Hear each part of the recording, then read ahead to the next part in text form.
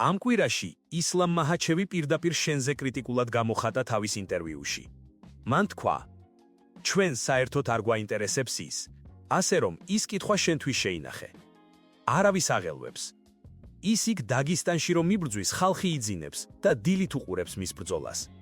ერთადერთი მიზეზი, რატომ არ უნდათ რომ მე მასთან დავიბრძოლო, არის ის, რომ იციან მე ვერავის ვაკავებ, ვიქნები მძიმე და უძლეველი. ილია ტაპორია და ისლამ მაჰაჩევის დაპირისპირება შესაძლოა უბრალოდ კიდევ ერთი რუტინული კონფლიქტად ჩანდეს MMA-ის სამხაროში. ორი საოცრად ნიჭიერი მებრძოლი, უზარმაზარი გულშემატკივრის ბაზით, კამერასთან ერთმანეთს ენას უსვამენ, ყურადღებას იპყრობენ და მომავლის დაპირისპირების ჰაიპს აჩენენ. თუმცა, ამ შემთხვევაში ყველაფერი გაცილებით ღრმა და ისტორიულია. ეს არ არის უბრალო პირადი მეტოქეობა, ეს შეჯიბრი ეროვნული იდენტობის, ისტორიული დაპირისპირებისა და ორ კულტურას შორის დაგროვილი ტყივილის ნაწილია. ილია ტაპორია დაიბადა ჩვეულებრივ ქართულ ოჯახში. მისი მამა, ზაზა ტაპორია, მშენებლობაში მუშაობდა, მცირე ბიზნეს მართავდა და ყველაფერს აკეთებდა ოჯახისთვის. ზაზა დიდი მოყვარული იყო საბრძოლო ხელოვნებისა და ახალგაზრდობაში თავადაც ჭიდაობდა. ილიას დედა, ინგა ტაპორია, სიყვარულითა და მზრუნველობით გამოირჩეოდა. ოჯახი მშვიდად ცხოვრობდა საქართველოში, სანამ საბჭოთა კავშირის დაშლის შემდეგ ცხოვრება სრულიად არ შეიცვალა. 1991 წელს საქართველო დამოუკიდებლობა მოიპოვა და ეჩვენება, რომ ასრულებდა რუსეთის საუკუნოვანი გავლენისგან გათავისუფლებას. მაგრამ ტაპორიების ოჯახი იმ დროს აფხაზეთში, თვითმმართველ რესპუბლიკაში ცხოვრობდა, რომელიც ისტორიულად საქართველოს ნაწილი იყო. ეთნიკური ქართველები აფხაზეთის მოსახლეობის დაახლოებით 46%-ს წარმოადგენდნენ, ეთნიკური აფხაზები 18%-ს. ლოგიკით ტერიტორია დამოუკიდებელი საქართველოს ნაწილი უნდა დარჩენილიყო, თუმცა მოვლენები გაცილებით ტრაგიკულად განვითარდა. 1992 წლის ზაფხულში ქართული არმია აფხაზეთში შევიდა ძალის დემონსტრაციის მიზნით. მოსახლეობას, რომელიც ორჯერ ნაკლები იყო, ის შეჭრა ოკუპაციად აღიქვეს, რაც შეეცადა დიდხანს მიმდინარე დაპირისპირების ნაპერწკალი ჩაეტყო. მოულოდნელად რუსი სამხედროები აფხაზებს მხარს უჭერდნენ კავკასიის მთიან ხალხთა კონფედერაციის დახმარებით. კავკასიური კოალიცია, რომელიც კაბარდინებს, ჩეჩნებს, ოიდებს და ეთნიკურ დაგესტნელებს აერთიანებდა. მათი მონაწილეობა კონფლიქტში გადამწყვეტი იყო. ჩედილი და ჩეჩნური მეთაურობით რუსული ჯარი სწრაფად დაამარცხა ქართული არმია. რუსული თვითმფრინავებმა დაბომბეს ქართული პოზიციები, ხოლო ტანკები და პევითი ჯარი მიწაზე იძარცვებოდა. ამ ომის შემდეგ ქართული დაგესტნიური ურთიერთობები მძიმე ემოციურ და ისტორიულ ტვირთს ატარებს, ღრმად ჩარჩენილი ღალატის განცდით. ილია ტაპორია ხშირად აღნიშნავს ინტერვიუებში, რომ ყოველთვის ეთნიკური უმცირესობები, არაეთნიკური რუსები, ვარჯიშობენ და გაგზავნიან ომში რუსეთის სახელით. როდესაც ისინი მსოფლიოს ნებისმიერ კუთხეში დახტაცხმას იწყებენ, პირველი ადამიანები, ვინც ომში იგზავნიან, ჩეჩნები არიან. რუსი არაა. არასოდეს ნახავთ ნამდვილ რუს ომში. ყოველთვის მიდიან ხალხი, რომლების თავს რუსებად წარმოგიდგენენ, მაგრამ ელოდებით ჩემს სიგნალს, რადგან ისინი მჭირდება შევენება. 10,000-ზე მეტი ქართველი დაიღუპა რუსეთის შეჭრის დროს. საერთაშორისო უფლებადამცველი ორგანიზაციებმა ეს მოვლენები ეთნიკური წმენდის კატეგორიაში მოაქციეს. Human Rights Watch-ის მონაცემებით აფხაზეთიდან 250,000 ეთნიკური ქართველი გააძევეს. ტაპორიების ოჯახი მათ შორის იყო. რუსები დღემდე რეგიონის კონტროლს ინარჩუნებენ და აფხაზეთი რუსეთის გავლენის სფეროში ინტეგრირებულია. შედეგად, ქართველები აგრესიულად განწყობილნი არიან არა მარტო რუსებზე, არამედ იმ კავკასიური ხალხებზე, რომლებმაც მონაწილეობდა ამ სასუწვენ მოვლენებში. ილია ტაპორია ამ შმობლებმა მოიციეს თავიანთი სამშობლო დაეტოვეს ძალადობისა და განადგურების თავიდან ასარიდებლად. საბოლოოდ გერმანიაში გადავიდნენ, სადაც სუფთა სიაღულის საბჭოთა კავშირის ტალახი ლოთხულები მიიღეს. ილია ტაპორიას ოჯახმა გერმანიაში ცხოვრება დაიწყო მძიმე პირობებში, მაგრამ მათ არ დაკარგეს სულიერი სიძლიერე. 1996 წელს ილიას ძმა ალექსანდრე ტაპორია დაიბადა, ხოლო 1997 წელს ილია.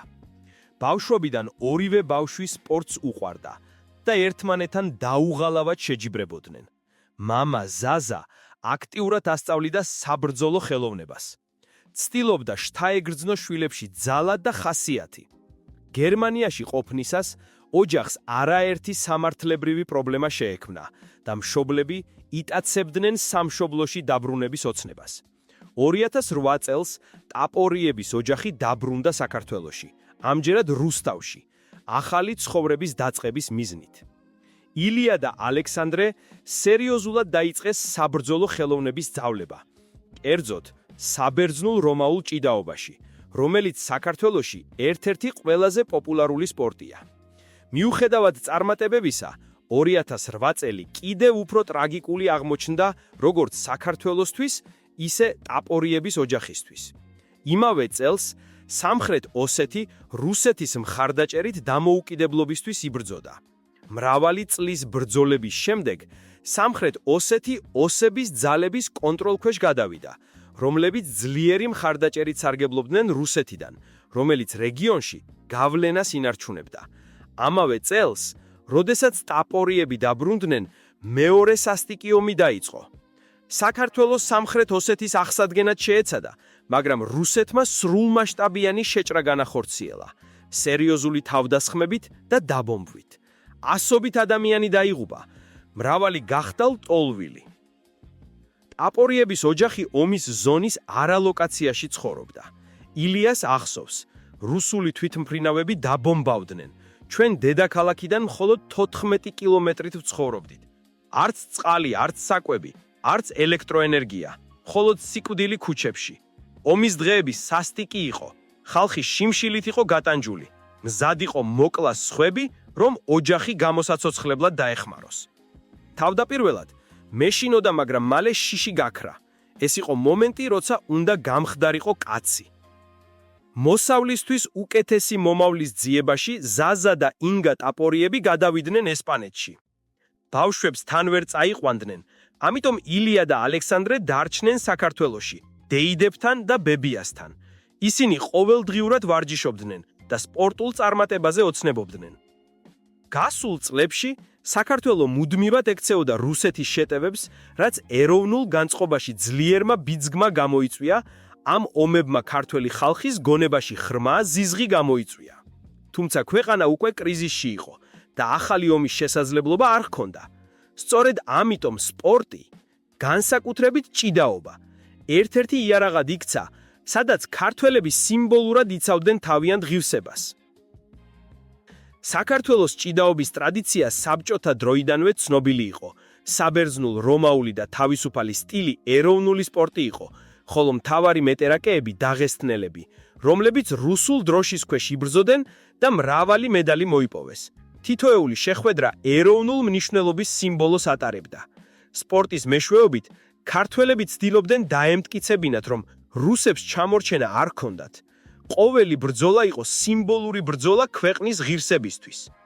2008 წლის ბეიჯინგის ოლიმპიადაზე ისტორიული დაპირისპირება გაიმართა. საქართველოს რევაზ მინდი ეჯიბრება დაღესტნის გორჯი ქთოვებს ნახევარფინალში. რევაზმა გაიმარჯვა და მოგვიანებით ოქროს медალი მოიპოვა. ეს გამარჯვება სიმბოლური ტრიუმფი იყო საქართველოსთვის, თავისი ისტორიული მეტოქეების წინააღმდეგ. ტაპორიების ძმებმა, როგორც ბევრმა ქართველმა, დიდი ემოცია გაატარეს ქვეყნის სპორტულ მიღწევებზე და ოცნებობდნენ ოლიმპიადაზე. 2012 წელს ილია და მისი ძმები საბოლოოდ შეუერთდნენ მშობლებს ესპანეთში.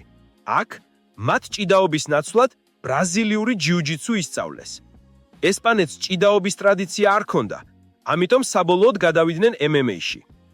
თუმცა, დისციპლინის შეცვლის მიუხედავად, დაღესტნელ მებრძოლებთან კონკურენცია ლაიქლი გულწრფელი დარჩა ილიასთვის. ეს ღრმად ბავშვობის გამოცდილებებზე იყო დაფუძნებული. ისტორიული დაპირისპირების მომსწრედი, ომის სიბნელე დაინახა. მისთვის ჭიდაობა აღარ იყო მხოლოდ სპორტი, ეს იყო ეროვნული სუვერენიტეტის სიმბოლო, დამსახურების აღიარების და საკუთარი ფალხისთვის ბრძოლა. ილია ტაპორიამ UFC-ში დებიუტი 2020 წელს განახორციელა. მალევე მიიპყრო ყველა გულშემატკივრის ყურადღება თავისი გამორჩეული დარტყმითი ტექნიკითა და დაუნდობელი ენერგიით. მას არ ჭირდებოდა ხმამაღალი სიტყვები. მისი მუშტები საუბრობდნენ მის მაგივრად. ტაპორია სწრაფად მიიწევდა რეიტინგში, ამარცხებდა ყველა მოწინააღმდეგეს, ვინც გაბედავდა მისი გზის გადაკვეთას. თითქოს წარსულის ბოღმა ნელ-ნელა ქრებოდა. ილია ახლა მხოლოდ ჩემპიონობაზე ფიქრობდა, არა იმაზე, ვინც ოდესღაც მის სამშობლოს სისხლში ახრჩობდა. თუმცა 2022 წლის 24 თებერვალს ყველაფერი შეიცვალა. რუსეთმა სრულმასშტაბიანი ომი დაიწყო უკრაინაში, თითქოს და დენაციფიკაციისა და რუსულენოვანი მოსახლეობის დაცვის მოტივით. ამ ამბავმა ქართველ ხალხში ძველი ტკივილი ისევ გააღვიძა. საქართველოს ქუჩები უკრაინის დროშებით შეივსო. თბილისი გადაიქცა ერთ დიდ სიმბოლოდ, ქალაქად, რომელიც ხმამაღლა ყვიროდა რუსეთის წინააღმდეგ. ქუჩის ბანერებზე გამოჩნდა მკაცრი ანტირუსული მესიჯები და რუსულ ენას მკვეთრი უარყოფითი დამოკიდებულება მოჰყვა. მთელი ერი ერთიანად აღდგა უკრაინის მხარეს, რადგან კარგად ახსოვდათ 2008 წელი. ხალხი ქუჩებში გამოდიოდა, ახალგაზრდა თაობა ბრუნდებოდა ეროვნულ იდენტობასთან და ყველა გრძნობდა, რომ ახლა უკვე სიტყვები საკმარისი აღარ იყო, მოქმედების დრო დადგა. სწორედ ამ პერიოდში MMA-ის სამყაროშიც დაიწყო პოლიტიკური პროვოკაციები. ილია ტაპორიამ ბრიტანელ მებრძოლთან, ედი პიმბრეტთან სიტყვიერი დაპირისპირება გამართა. პიმბრეტმა ტვიტერზე რუსული აგრესიის შესახებ საქართველოს ტრაგიკული გამოცდილება ახსენა. შემდეგ კი პოსტი წაშალა და ბოდიში მოიხადა, მაგრამ ილიამ ეს პირად შეურაცხყოფად მიიღო. ეს კონფლიქტი გრძელვადიან მტრობაში გადაიზარდა. ტაპორია არასოდეს ივიწყებს მათ, ვინც ცდილობს მისი ქვეყნის ტკივილი გაამციროს ან გაამართლოს. მალე კიდევ ერთი დაღესტნელი მებრძოლი, შარა ბულეტი რუსეთის წარმომადგენლად გამოვიდა და ირონიულად თქვა: რატომ არ მოსწონთ ქართველებს რუსეთი? რუსების გარეშე დაღესტნელები საქართველოზე გაბატონდებოდნენ. ქართველები მადლობელი უნდა იყვნენ. ჩვენ რუსეთთან ვართ, რადგან ასე უფრო მოხერხებულია. ეს სიტყვები ბევრ ქართველს სისხლში აუვიდა. ასეთმა განცხადებებმა ეროვნული სიამაყე კიდევ უფრო აამაღლა. MMA-ის სცენაზე ეს აღარ იყო მხოლოდ სპორტი, ეს იყო ბრძოლა ღირსებისთვის, ქვეყნისთვის, სიმართლისთვის. მოგვიანებით, როდესაც მარაბ დვალიშვილმა ხენრი სეხუდოსთან გამართული დაპირისპირებაც რუსულად გაყივრა, დვალიშვილმა მკაცრად უპასუხა: რუსული? ეს ჩემი ენა არ არის. ამ ფხაზამ საქართველოს სპორტულ სივრცეში ექო დატოვა. თითქოს მთელი ერი დვალიშვილის უკან იდგა ხმამაღლა და ამაღად. ჟურნალისტები და პოდკასტერები ამ თემას ვერ ტოვებდნენ. ყოველი ინტერვიუსას ქართველი მებრძოლები იძულებული იყვნენ უპასუხონ პოლიტიკურ შეკითხვებს. ილია მკაცრად ამბობდა: როცა დავიბადე 90 წელს, რუსეთმა უკვე ჩვენი მიწის ნაწილი დაიკავა. 2008 წელს კი ისევ იგივე გააკეთეს. დღესაც საქართველოს 20% რუსეთის ოკუპაციის ქვეშ არის. ეს სამარცხვინო რეალობაა. მისი სიტყვები იყო პირდაპირ და შეუვალი, თითქოს დარტყმის ძალით ნათქვამი. რუსებს არ აინტერესებს არავინ. 2008 წელს საქართველოში ვცხოვრობდი. საკუთარ თვალით ვნახე რა ასაკეთებდნენ ჩემს ხალხზე. რუსები საშიში ხალხია. ტაპორიას სწრაფად მააღმაგლება გააჩინა მოლოდინი. ისლამ მახაჩევთან ბრძოლა გარდაუვალი ჩანდა, მაგრამ ამ დაპირისპირებას მხოლოდ სპორტული ელფი აღარ ჰავდა. თითეული კომენტარი, თითეული პროვოკაცია ძველ ჭრილობებს ხსნიდა. ილია უკვე აღარ იყო მხოლოდ მებრძოლი.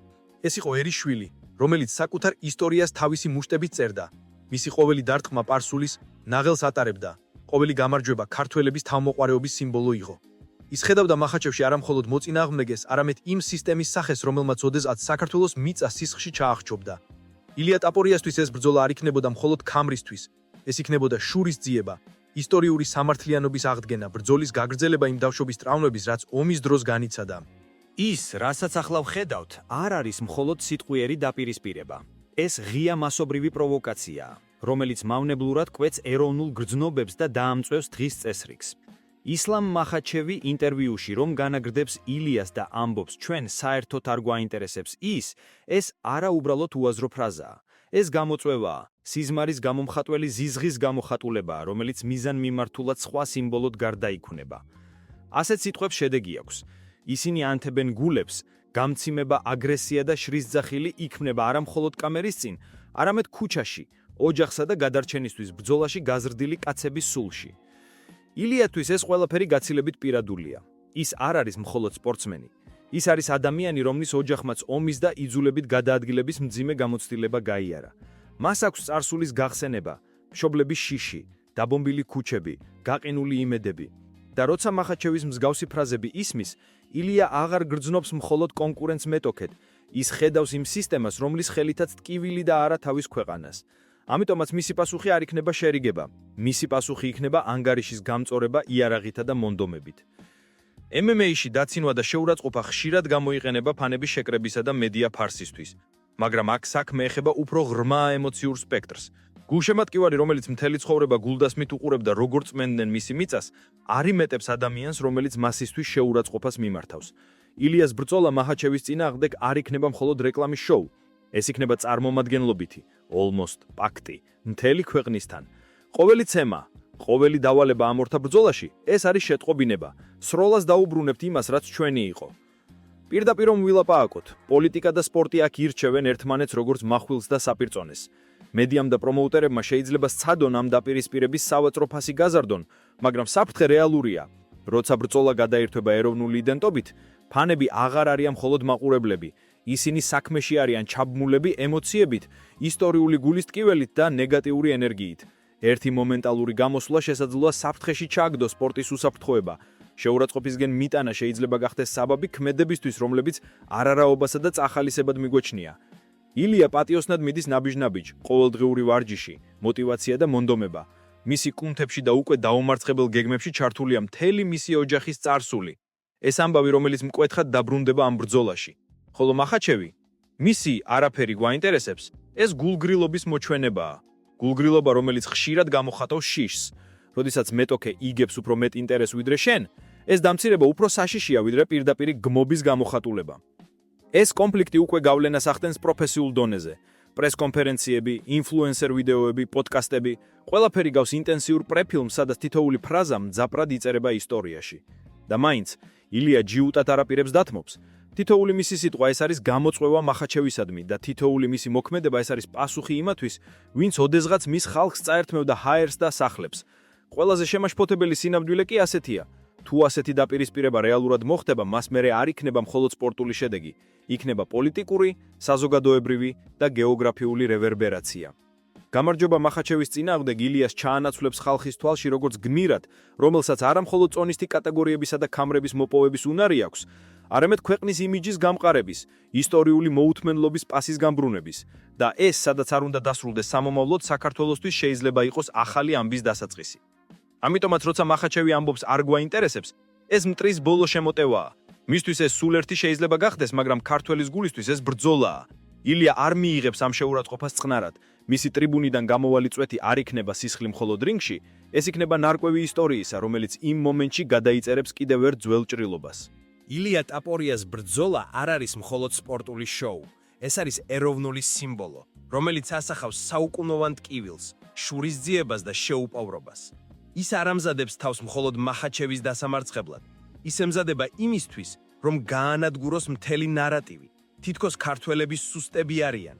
თითქოს საქართველო მხოლოდ პატარა წერტილია რუკაზე.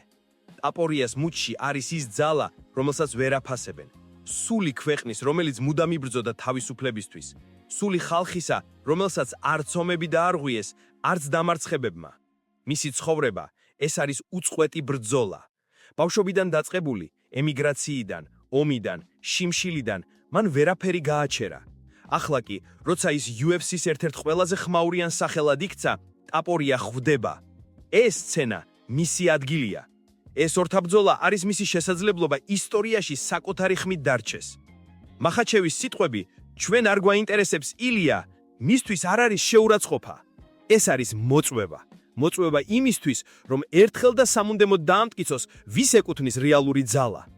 როცა ილია რინგზე შედის, ის იქ არ შედის მარტო. მასთან ერთად არის მთელი საქართველო.